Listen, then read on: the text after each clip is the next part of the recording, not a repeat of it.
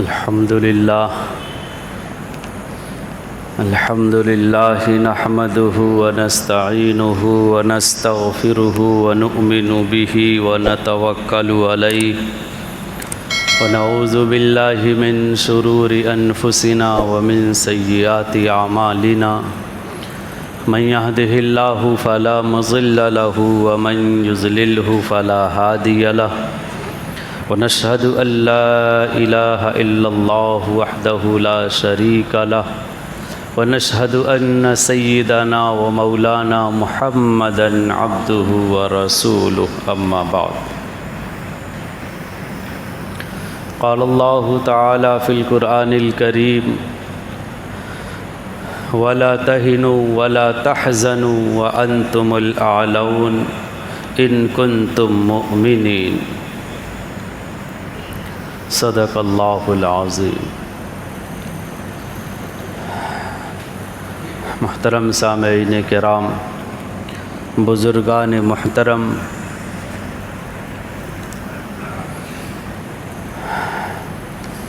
ابھی جو میں نے قرآن کریم کی آیت مقدسہ تلاوت کی، اس آیت کے اندر ایک ایسا جواب چھپا ہوا ہے جو آج کل ہمارے ذہنوں میں گردش کر رہا ہے۔ آج کا ہمارا مسلمان دنیا کے حالات پر جب نظر ڈالتا ہے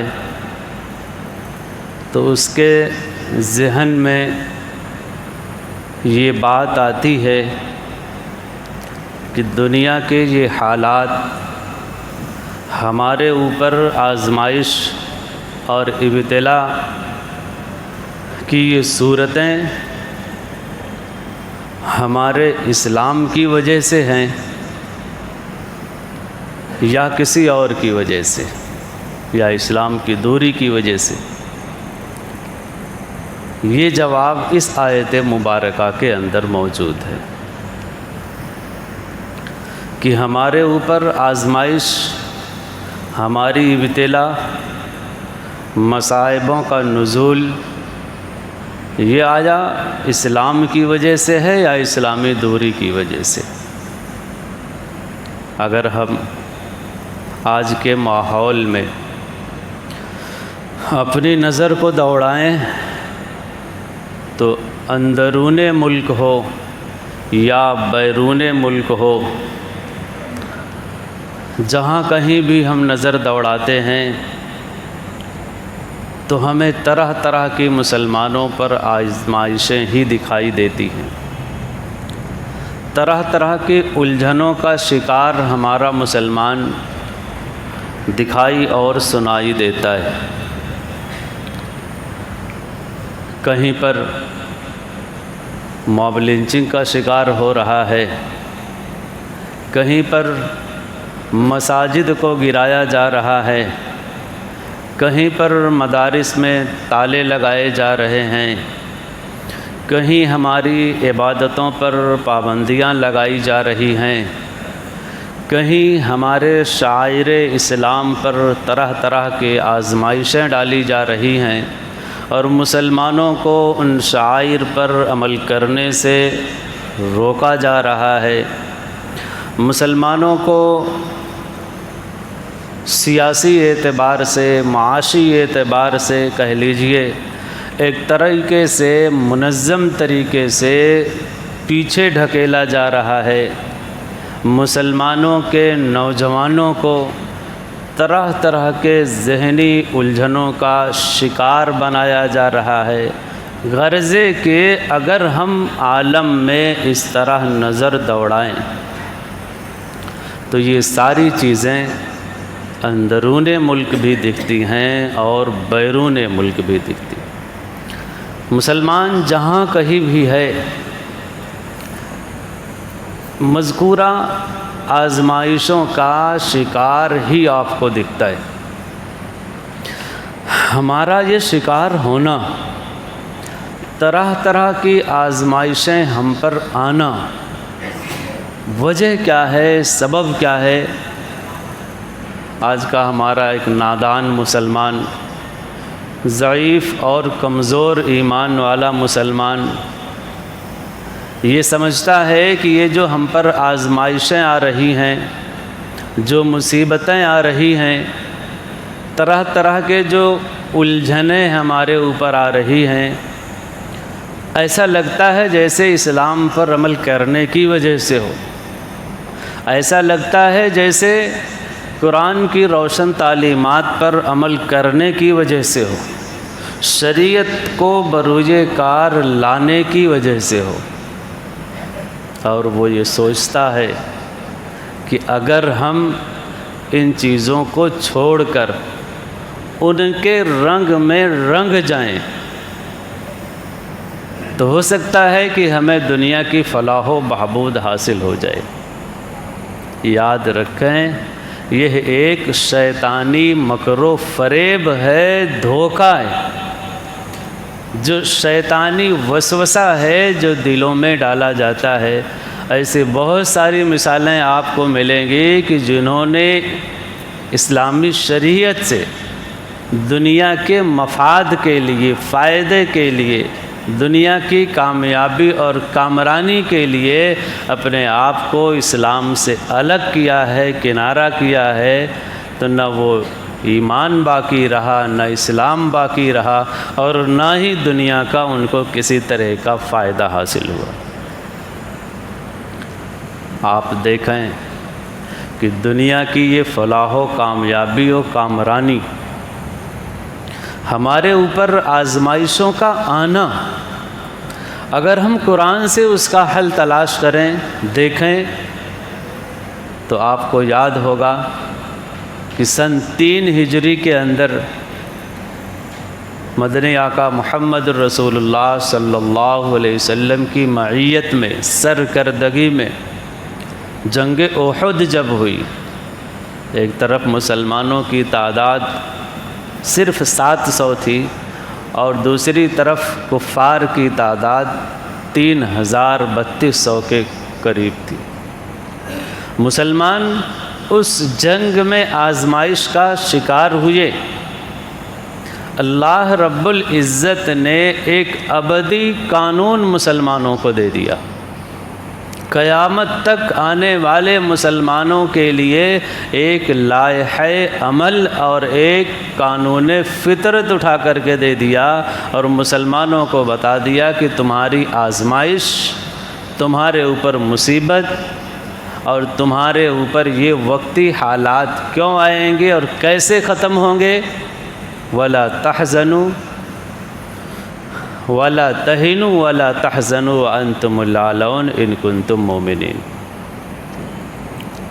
وَلَا تَهِنُوا، بزدلی مت دکھاؤ، وَلَا تَحْزَنُوا، اگر کوئی مصیبت میں مبتلا ہو، آزمائش میں مبتلا ہو، تو یہ موجودہ مصیبتیں، آزمائشیں تم کو غمگین نہ کرنے پائیں۔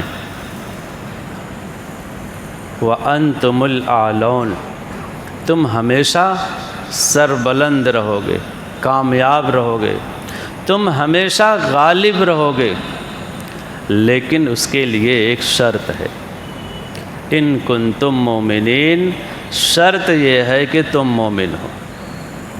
یہ ہے وہ قانون فطرت جو اللہ رب العزت نے ہمیں دیا ہے۔ آج کا ہمارا مسلمان یہ چاہتا ہے کہ ہم ہاتھ اٹھائیں، اللہ رب العزت سے دعا کریں اور آسمان سے فرشتوں کی کتار لگ جائے، فرشتے آئیں اور ہماری آزمائشیں ختم کر دیں۔ آج کا ہمارا مسلمان یہ چاہتا ہے کہ ہم اللہ رب العزت سے دعا کریں اور یوں ہماری آزمائش مکمل ہو جائے، ختم ہو جائے، آسائش، سہولت کا درخت لگ جائے۔ کیا آسائشیں اسی طرح اترا کرتی ہیں؟ آزمائشیں اسی طرح دور ہوا کرتی ہیں؟ ہم اپنے آپ کو بدلنے کے لیے تیار نہیں۔ گناہوں کے دلدل سے اپنے آپ کو نکالنے کے لیے تیار نہیں، ہم اپنے اعمال کو اور اپنے اخلاق کو کسی طریقے سے بھی سدھارنے کے لیے تیار نہیں۔ ہمارے معاش اور ہماری معیشت اور ہمارا معاشرہ، ہم جس دلدل میں پھنسے ہوئے ہیں اسی میں پھنسے رہیں، اس سے نکلنے کے لیے تیار نہیں، بس یہ چاہتے ہیں کہ ہماری یہ روش باقی رہے، ہم چلتے رہیں، اسی طرح ہم باقی رہیں اور ہمارا معاملہ فیصل ہو جائے۔ اللہ رب العزت خیر کے فیصلے فرما دیں۔ کیا خیر کے فیصلے اسی طرح نازل ہوا کرتے ہیں؟ بالکل نہیں۔ حالات کے ابتری کا راستہ، حالات کے بہتری کا راستہ، اچھائی کا راستہ، یہ ایک بات یاد رکھیں، یہ سڑکوں سے ہو کر کے نہیں گزرا کرتا۔ حالات کے اچھائی کا راستہ، کامیابی کا راستہ، یہ سڑکوں سے اور راستوں سے ہو کر کے نہیں گزرا کرتا، بلکہ حالات کے اچھائی کا راستہ ہمارے قلوب سے اور ہمارے اعمال اور اخلاق کی اصلاح سے ہو کر گزرا کرتا ہے۔ جب تک ہمارے اعمال اور اخلاق صحیح نہیں ہوں گے، اصلاح نہیں ہوگی، تب تک حالات صحیح ہو ہی نہیں سکتے۔ کیوں؟ ہمارا یہ ایمان ہے، یہ عقیدہ ہے کہ دنیا کا ایک پتا بھی اللہ رب العزت کی مشیت کے بغیر، اللہ رب العزت کے اذن کے بغیر، اللہ رب العزت کے پوشیدہ حکمتوں کے بغیر ہلا ہی نہیں کرتا۔ تو ہم یہ چاہیں کہ ہم اپنے اسی روش پر باقی رہیں، گناہوں کے اسی دلدل میں باقی رہیں، اور اللہ رب العزت خیر کے فیصلے فرما دیں، حکمرانوں کے دلوں کو نرم فرما دیں، یہ خام خیالی ہے، یہ خوش گمانی تو ہو سکتی ہے، لیکن حالات کے اندر تبدیلیاں اس طرح نہیں آیا کرتی۔ غزوہ حنین کے بعد جب اسلام میں سراسر بلندی ہی آتی چلی گئی، جب اسلامی لشکر جہاں بھی جاتا فتح و کامیابی اور کامرانی کے ساتھ ہی آیا کرتا، اسلام کا چہار دانگ عالم، یہ کہہ لیجئے کہ چوطرفہ غلبہ ہی ہونے لگا۔ اللہ کے رسول صلی اللہ علیہ وسلم نے ایک مرتبہ ایک بات ارشاد فرمائی۔ حضرت ثوبان رضی اللہ عنہ اس حدیث کے راوی ہیں۔ اللہ کے رسول صلی اللہ علیہ وسلم نے فرمایا کہ ایک دور وہ آئے گا کہ مسلمانوں پر پورے عالم کی طرف سے کفر کی طاقتیں، باطل کی طاقتیں اس طرح پل پڑیں گی، اس طرح دوڑ پڑیں گی انہیں نوچ کھانے کے لیے کہ جس طرح دسترخوان پر بھوکے لوگ پل پڑتے ہیں، دوڑ پڑتے ہیں، نوچنے لگتے ہیں، اٹھانے لگتے ہیں اور چھینا جھپٹی کرنے لگتے ہیں۔ ایک دور ایسا آئے گا۔ صحابہ کرام نے کہا اللہ کے رسول صلی اللہ علیہ وسلم، کیا اس وقت امت مسلمہ کی تعداد کم ہوگی؟ اللہ کے رسول نے فرمایا نہیں، کم تو نہیں ہوگی، بہت ہوں گے، لیکن سیلاب کے جھاگ کی طرح ہوں گے۔ سیلاب کا جھاگ دیکھا آپ نے؟ جہاں سیلاب آتا ہے، پانی کا ریلا آتا ہے، تو چھوٹے موٹے چیزوں کے ساتھ ساتھ کبھی کبھی گھر بھی بہہ جایا کرتا ہے۔ کتنا مضبوط، کتنا وزنی، دکھنے میں طاقتور درخت جس کو ہم ہلا نہیں سکتے، لیکن سیلاب کے جھونکے میں بہتا چلا جا رہا ہے، بظاہر دیکھنے میں بہت تنومند، لمبا چوڑا درخت ہے، لمبا چوڑا گھر ہے، لیکن سیلاب میں خش و خاشاک کی طرح وہ بھی بہتا چلا جا رہا ہے۔ وہی حال امت مسلمہ کا ہوگا، ہوں گے تو بہت زیادہ، لیکن سیلاب کے جھاگ کی طرح ہوں گے۔ تو اللہ کے رسول صلی اللہ علیہ وسلم سے صحابہ نے پوچھا کہ اللہ کے رسول ایسا ہوگا کیوں؟ کوئی تو سبب ہوگا اس کا، کوئی تو وجہ ہوگی اس کی کہ مسلمان اتنا زیادہ ہونے کے باوجود بھی اس طرح بے سر و سامانی کے عالم میں ہوں گے، اس طرح گھٹن کی چکی میں پس رہے ہوں گے، اس طرح آزمائشیں اور ملامتیں ان کے اوپر گھیرے ہوئے ہوں گی۔ اس کا سبب کیا ہوگا؟ اس لیے کہ وہ لوگ اپنے زمانے میں دیکھ رہے تھے کہ چند لوگ ہیں، قلیل تعداد ہے، لیکن جہاں جاتے ہیں اسلام کا اور مسلمانوں کا بول بالا ہوتا ہے۔ اتنے زیادہ جب مسلمان ہوں گے پھر بھی وہ اس طرح کے عالم میں ہوں گے، اس کا سبب کیا ہے، وجہ کیا ہے؟ اللہ کے رسول صلی اللہ علیہ وسلم نے فرمایا وہن ان کے اندر سرایت کر گیا ہوگا۔ صحابہ نے کہا اللہ کے رسول وہن کیا ہوتا ہے؟ بات سمجھ میں نہیں آئی۔ اللہ کے رسول نے فرمایا حب الدنیا و کراہیت الموت۔ وہن کہتے ہیں دنیا کی محبت ان کے دل میں گھر کر گئی ہوگی اور موت سے ان کو ڈر لگ رہا ہوگا۔ ایسے لوگ جب دنیا میں آئیں گے تو ان کا یہ انجام ہوگا۔